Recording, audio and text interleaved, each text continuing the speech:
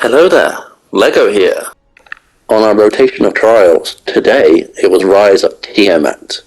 And these things take a while, so here's me playing in a little mountain. Woo!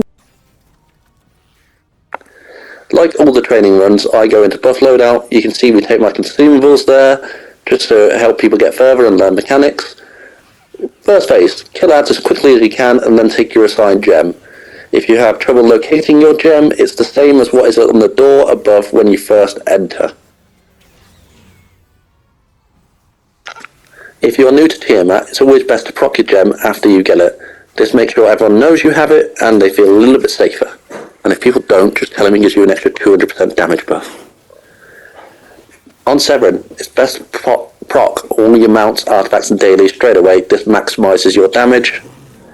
When there's a head, if it's red, you group up and use damage mitigation. And if it's any of the other heads, you can use line of sight to avoid the attack, like so, using the pillar to avoid any damage. Yep, we're just going to ignore that. Carry on.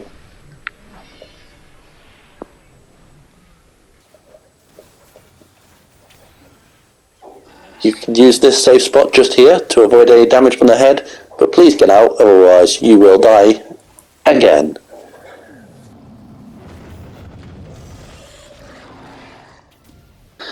During the cleric phase, you will have the colours appear. All you have to do is use your gem to get rid of that colour. Sounds simple, but when you're all fighting and it's chaos, as you can see the green split apart, that means the tank will have a poison damage on it now. And they come in thick and fast, so it's a matter of communication and really staying together so you can proc the gem very quickly. Like I said at the start, I am a buff hunter ranger, so I'm using split shot very regularly because I am on the apocalypse set, giving everyone else 1% damage for every crit I hit, and it does affect multiple enemies at the same time.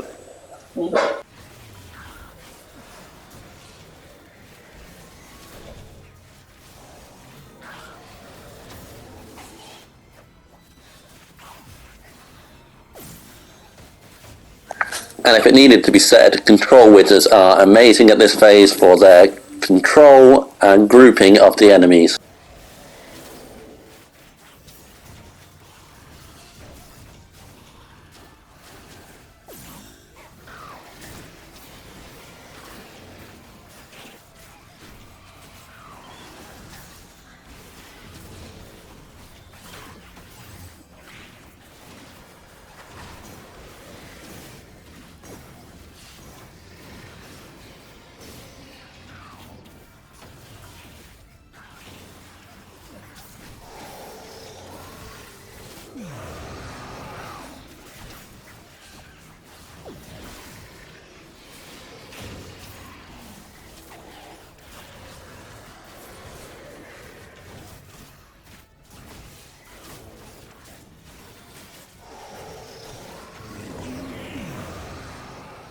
As you can see here in slow motion, our tank takes the other ramp up to pull the mini-boss away from us, and in my opinion, this is the hardest part of the trial, the claws, because this damage over time that you can see around us is insane.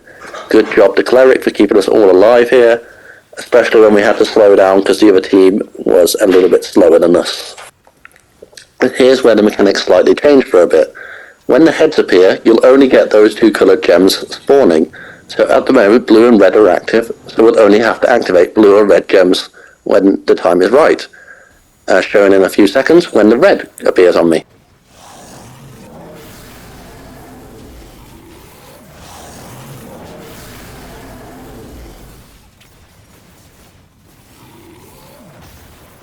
Try not to take aggro from your tank like I did, or you will be eaten in one hit.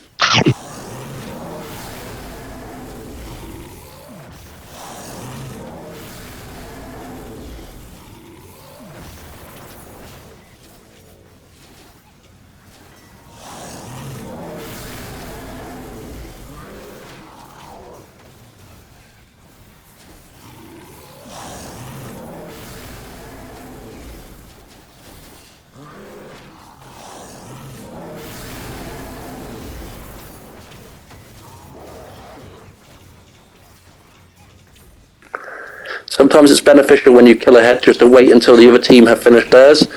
For instance, if white had spawned then, it would have been easier for them to go to that, rather than go all the way over to black. Even though it is green that spawned after we killed red, it's still less distance for them to travel.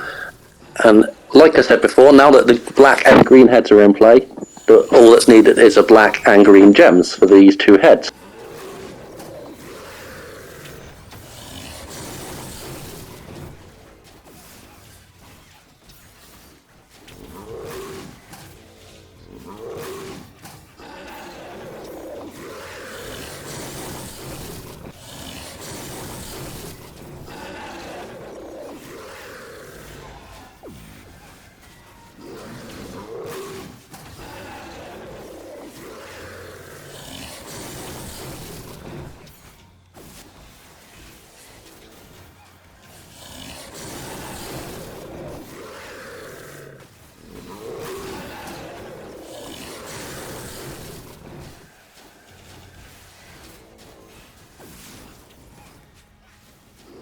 For us, the next and last head was the white, which is the one that I hold.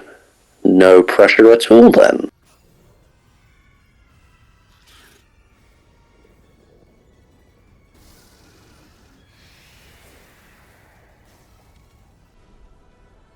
And this is why you travel as a group, so you can deactivate the gems as they appear.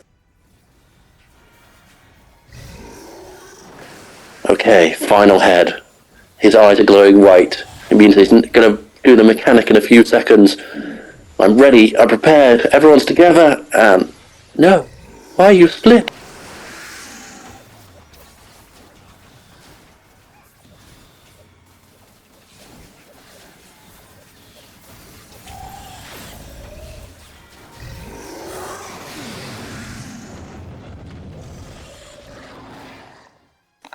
Here's where things get a little bit more chaotic. 5 of the gems will disappear, leaving only one person to activate on each gem, and they do proc very quickly.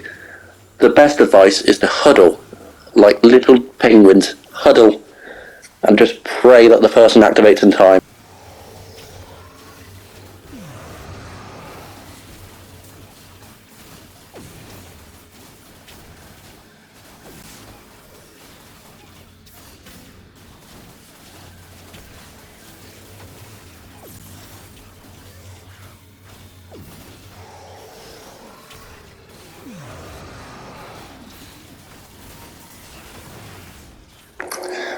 I may have had to mute myself here because I was celebrating with a few choice words. But there we are, Vikings with another successful training/completion.